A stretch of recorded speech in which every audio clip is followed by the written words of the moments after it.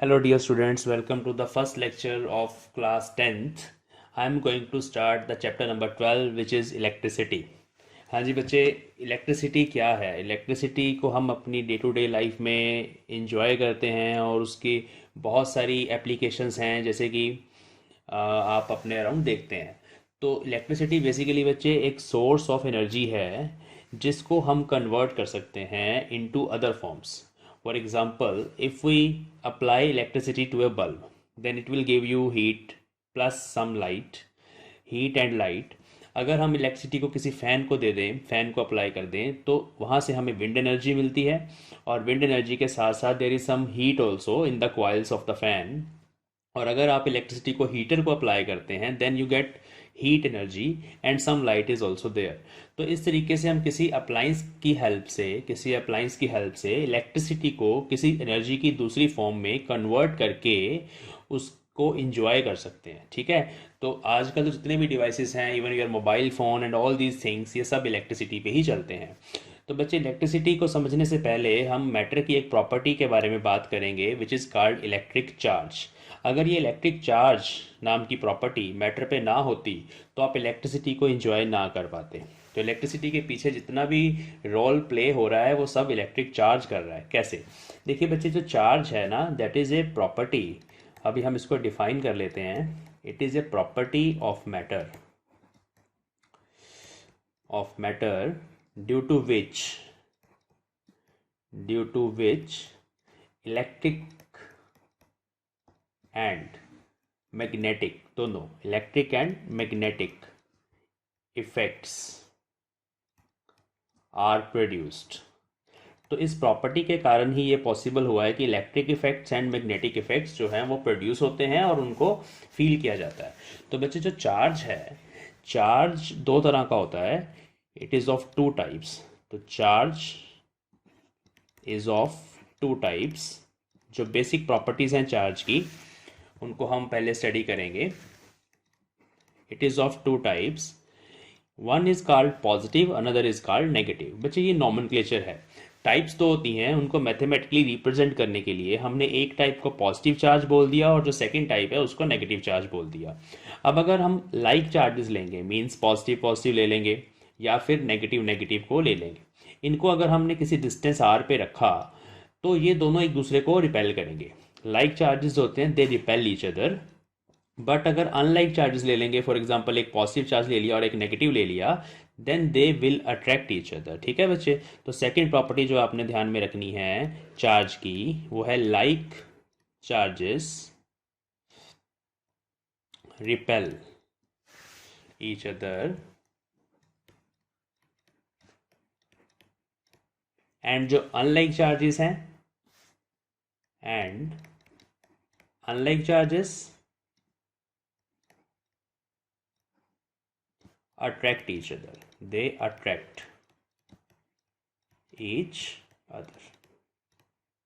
Okay, तो इस तरीके से हमने ये देखा कि चार्ज पार्टिकल्स एक दूसरे के ऊपर फोर्स लगाते हैं। इसके बहुत सारी एग्जांपल्स हैं। अगर आप एक बैलून ले लेते हैं, you can do this at your home, this is simple experiment. Balloon को आप फर के साथ या किसी क्लॉथ के साथ, इवन स्वेटर के साथ अगर आप रब करें, तो बैलून जो है that can be cling to a wall, वो दीवार के साथ चिपक जाएगा। आपको कोई गम नहीं चाहिए, कोई ग्लू नहीं चाहिए, ये बिना किसी ग्लू के दीवार के साथ चिपक जाएगा। आपने एक वो सिंपल एक्सपेरिमेंट किया होगा, एक कॉम्ब या स्केल लेके उसको जब हेयर के साथ रब किया जाता है विद ह्यूमन हेयर, तो it get some property due to which this comb attract some pieces of paper. ठीक है, पीसीज ऑफ पेपर को अट्रैक्ट कर सकते हो। कॉम को जस्ट बालों पे रब करो और छोटे छोटे कागज के टुकड़े, ये कॉम उनको अपनी तरफ अट्रैक्ट कर लेगी। तो ये कौन सी प्रॉपर्टी है, कैसे ये हो रहा है? तो ये चार्ज के कारण हो रहा है। उस कॉम के ऊपर कुछ अमाउंट ऑफ पॉजिटिव या नेगेटिव चार्ज आ जाता है और उसके ऊपर चार्ज आने के कारण वो न्यूट्रल पीसेस ऑफ पेपर को भी अपनी तरफ अट्रैक्ट करता है। ठीक है, तो ये चार्ज है। अभी इसके अलावा चार्ज की कुछ और प्रॉपर्टीज हैं दैट यू मस्ट नो। वो क्या है? नेक्स्ट प्रॉपर्टी है कि चार्ज जो है ना, वो एक स्केलर क्वांटिटी है। It is a scalar quantity. इसका मतलब है कि चार्ज को आप सिंपली ऐड कर सकते हैं। अगर आप किसी बॉडी पे मान लीजिए 2 कूलम प्लस 5 कूलम चार्ज है, तो टोटल चार्ज जो है 7 कूलम हो जाएगा। बच्चे यहाँ पे जो कूलम है दैट इज एसआई यूनिट, इसको हम डिफाइन करेंगे एसआई यूनिट ऑफ चार्ज। ठीक है, तो जैसे स्केलर्स ऐड होते हैं वैसे चार्ज भी जो है वो ऐड हो जाता है। ठीक है, और इसके अलावा जो नेक्स्ट प्रॉपर्टी है which is very very important, ये आपको समझनी पड़ेगी, वो है charge is quantized. Charge is quantize, this is also called quantization of charge. इसका मतलब है कि अगर एक बॉडी है, उस बॉडी के ऊपर कुछ चार्ज है, फॉर एग्जाम्पल इसके ऊपर 5 कूलम चार्ज है। ठीक है, तो दैट टोटल चार्ज Q जो है that will be some integral multiple of E, where E is the minimum charge that can be transferred,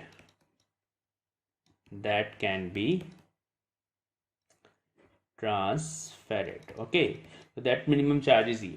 Okay, अब इसको समझने के लिए हम देखते हैं कि हम बॉडीज को चार्ज कैसे कर सकते हैं। How do bodies get charged?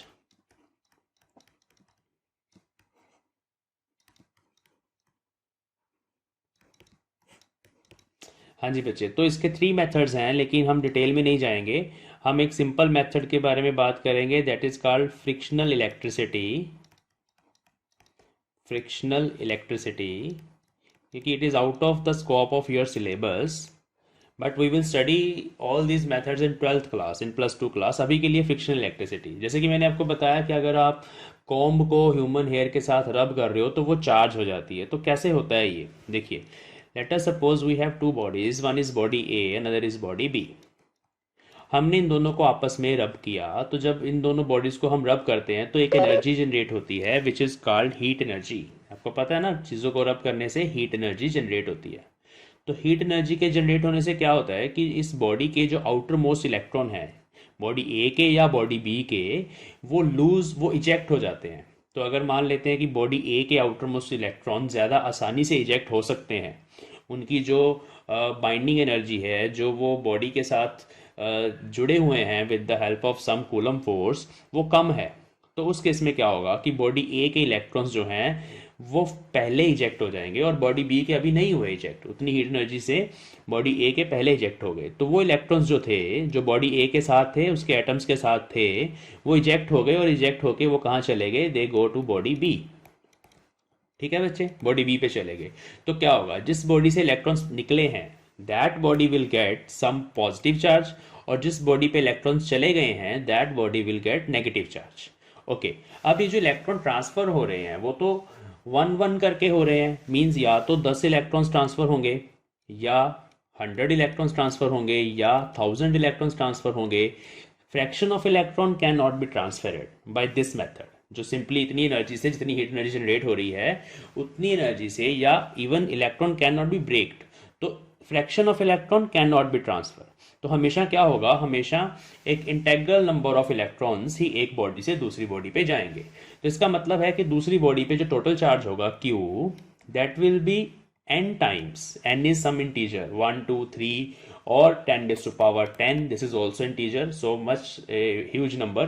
तो ये जो बॉडी के ऊपर इलेक्ट्रॉन्स गए हैं वो इंटीजर नंबर में होंगे, तो hence the total charge on the body Q is integral number of this minimum charge. और ये E क्या है? ये E जो होता है it is charge on electron, और इसकी जो वैल्यू होती है बच्चे that is 1.6 into 10⁻19 coulomb with negative sign. जिस बॉडी पे इलेक्ट्रॉन्स गए हैं वहां पे नेगेटिव साइन आएगा क्योंकि इलेक्ट्रॉन का चार्ज नेगेटिव है, और जिस बॉडी से इलेक्ट्रॉन निकले हैं उस पे पॉजिटिव साइन आएगा। ठीक है, तो मतलब कि इसमें बॉडी ए पे जो चार्ज है QA, अगर मान लेते हैं कि हमने 10 इलेक्ट्रॉन्स ट्रांसफर किए हैं तो वो होगा 10 times plus 1.6, it is positively charge, into 10⁻19 coulomb, इतना चार्ज है बॉडी ए पे। और बॉडी बी पे कितना है? 10 इंटू -1.6 इंटू 10⁻19 कूलम। तो देखिए बच्चे, इस प्रोसेस में चार्ज कहीं से क्रिएट नहीं हुआ, ना ही चार्ज डिस्ट्रॉय हुआ है, चार्ज जस्ट रीडिस्ट्रीब्यूट हुआ है। वो एक बॉडी से गए कुछ इलेक्ट्रॉन्स और दूसरी बॉडी पे चले गए। तो this is another property of the charge which is charge is conserved. Charge is a conserved quantity, ये कंजर्व रहता है हमेशा, it can not be created not be destroyed, तो चार्ज इज कंजर्व्ड। ठीक है, ये नेक्स्ट प्रॉपर्टी है। तो क्वांटाइजेशन के ऊपर वापस आएंगे और इसको अच्छे से डिफाइन करेंगे। तो ये क्या बोलता है, चार्ज इज क्वांटाइज, इसका मतलब है the total charge on a body is always integral multiple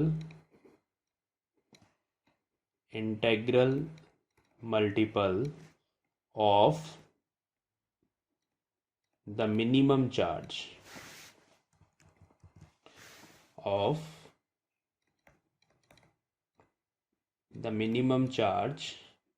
bracket में लिखेंगे small e, means Q is equal to NE। तो अगर आपको एग्जाम में पूछा जाए what do you mean by quantization of charge, तो उसमें आपको इस चीज़ के बारे में बताना है कि this is the meaning of quantization of charge. Okay, next property, जैसे मैंने आपको बताया कि charge is also a conserved quantity, it can nether be created nor be destroyed, nether be created nor be destroyed. तो इसको just हम क्या कर सकते हैं, इट कैन बी ट्रांसफेरेड और redistributed from one body to another. तो this is the meaning of conservation of charge. Okay, and you can state charge is additive in nature, वो मैंने आपको पहले ही समझा दिया कि चार्ज एडिटिव है, means you can add the charge simply like numbers, additive in nature. ठीक है जी, the total charge on a body is sum of all the charges present on the body. Okay, तो ये अभी हम charge की बात कर रहे थे। अभी हम देखेंगे कि ये चार्ज आता कहाँ से है बच्चे। तो जैसे कि आपको पता है the matter around us is composed of atoms. चलिए अभी हम एटम्स को देखते हैं, एटम्स में क्या है।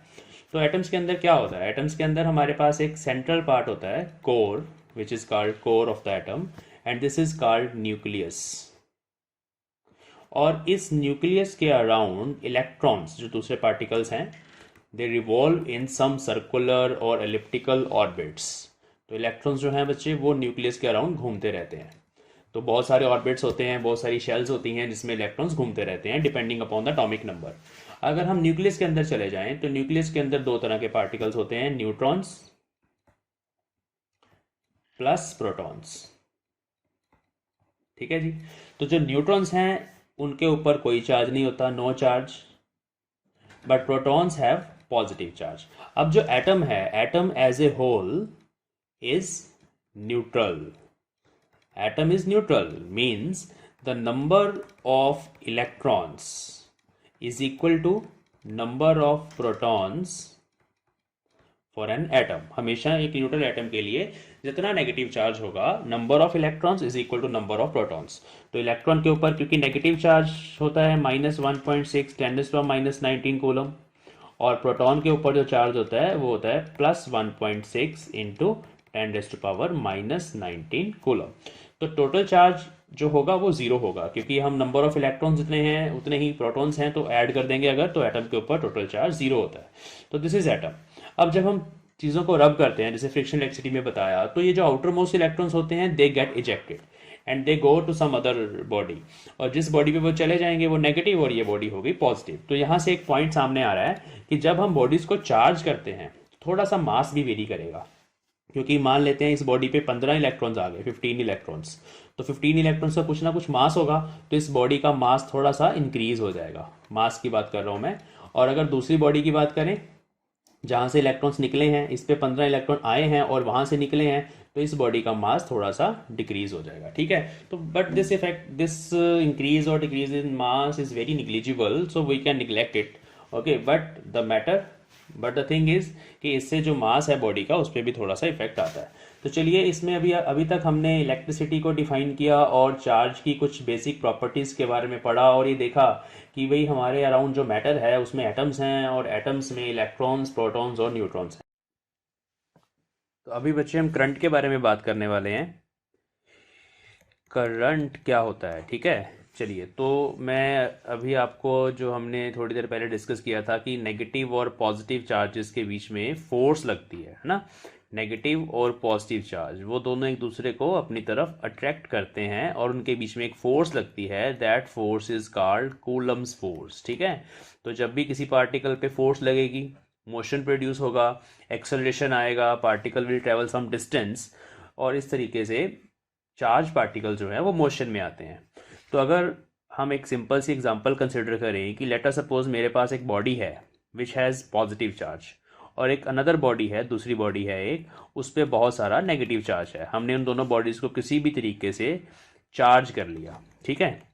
और late us suppose in between these to bodies यहाँ पर हमने एक इलेक्ट्रॉन रखा, तो क्या होगा, सोचिए क्या होगा। Electron is a negative charge particle, जिसको ये नेगेटिव चार्ज रिपेल करेगा और ये पॉजिटिव चार्ज उसको अपनी तरफ अट्रैक्ट करेगा। मींस ये वाला इलेक्ट्रॉन जिसको हमने रेस्ट पे रखा था वो क्या हो गया, मोशन में आ गया। मोशन में आ गया, फोर्स लगी, एक्सेलरेशन हुआ, उसने मूव करना स्टार्ट किया। चलिए अब इमेजिन करते हैं सिंगल इलेक्ट्रॉन नहीं है, हमारे पास बहुत सारे इलेक्ट्रॉन्स हैं। तो let us suppose we have so many plenty of electrons which are placed in between these two bodies. तो क्या होगा, हाँ जी सोचिए क्या होगा। अभी इस केस में एक इलेक्ट्रॉन की बजाय इन सारे इलेक्ट्रॉन्स पे, जितने भी इलेक्ट्रॉन्स इस रीजन में प्रेजेंट हैं, उन सब पे फोर्स लगेगी और वो सारे के सारे मोशन में आ जाएंगे और there will be flow of charge. There will be flow of charge. Flow समझते हैं आप, फ्लो का क्या मतलब होता है? फ्लो का मतलब मोशन, जैसे लिक्विड्स फ्लो करते हैं, गैसेस फ्लो करती हैं, एयर फ्लो करती है, उसी तरीके से there will be flow of charge कि इलेक्ट्रॉन्स के ऊपर चार्ज है। तो करंट क्या होता है? हाँ, अगर हम यहाँ पर मेजर कर लें कि पर यूनिट टाइम कितने इलेक्ट्रॉन्स या कितना चार्ज फ्लो कर रहा है पर यूनिट टाइम, मींस इन 1 सेकेंड कितना चार्ज फ्लो कर रहा है, that will give you current. तो करंट की डेफिनेशन है the rate of flow of charge through an area of cross section, through an area of cross section। हाँ जी, what is area of cross section? area of cross section like a door। let us suppose यहाँ पर हमने एक circular area consider कर लिया, इस area में से, इस दरवाजे में से कितने इलेक्ट्रॉन्स निकल रहे हैं per unit time, that is called current. तो करंट की डेफिनेशन है बच्चे, current is basically charge flow on per unit time.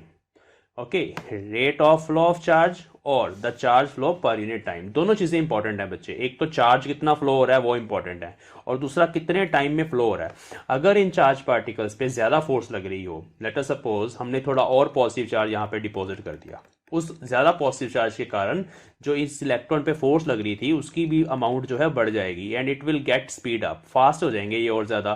Fast होने का मतलब है कि पहले अगर इस एरिया में से कम इलेक्ट्रॉन्स आ रहे थे तो अब नेक्स्ट केस में और ज्यादा electrons, number of electrons will increase. तो कितना चार्ज फ्लो कर रहा है पर unit time, that is called current. Current को आई से डिनोट किया जाता है, चार्ज को क्यू से डिनोट किया जाता है, टाइम को टी से डिनोट किया जाता है। ठीक है, अभी हम करंट के यूनिट की बात करेंगे बच्चे। तो करंट का यूनिट अगर आपने फाइंड करना है तो एसआई यूनिट होता है, एसआई यूनिट ऑफ करंट, उसका नाम है एम्पेयर। एम्पेयर, ठीक है। तो एम्पेयर एक साइंटिस्ट हैं वैसे, लेकिन अगर करंट के लिए हम यूनिट यूज करें तो एम्पेयर, लेकिन एज ए यूनिट हम इसको स्मॉल ए से लिखेंगे एम्पेयर, और अगर आपने एज ए सिंबल लिखना है तो कैपिटल ए से लिखेंगे। ठीक है। नाउ व्हाट इज 1 एम्पेयर, अभी हम देखेंगे व्हाट इज 1 एम्पेयर करंट। ठीक है, तो अगर किसी एरिया ऑफ क्रॉस सेक्शन में से जो टोटल चार्ज फ्लो कर रहा है वो 1 कूलम है, कितने टाइम में फ्लो कर रहा है? इन 1 सेकेंड। 1 सेकेंड टाइम में अगर 1 कूलम चार्ज फ्लो कर जाए किसी एरिया में से, तो हम बोलेंगे कि वहां से जो करंट है वो कितना है? 1 एम्पेयर। ठीक है, तो Q, if Q is 1 coulomb and if time is 1 second, तो दैट इज कॉल्ड 1 एम्पेयर। तो इसका मतलब है 1 ampere is basically 1 coulomb per second. ठीक है, तो this is SI unit of current. ठीक है, चलो अभी हम बात करते हैं कूलम। कूलम को कैसे डिफाइन करेंगे?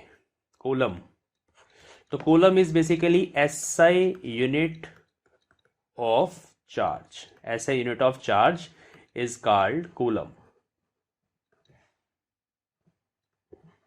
ओके, तो अभी हम कूलम को डिफाइन करने वाले हैं। इंपॉर्टेंट डेफिनेशन है, ध्यान से सुनेंगे। ठीक है, तो इसके लिए सबसे पहले आपको समझना पड़ेगा कि if we have 2 charge particles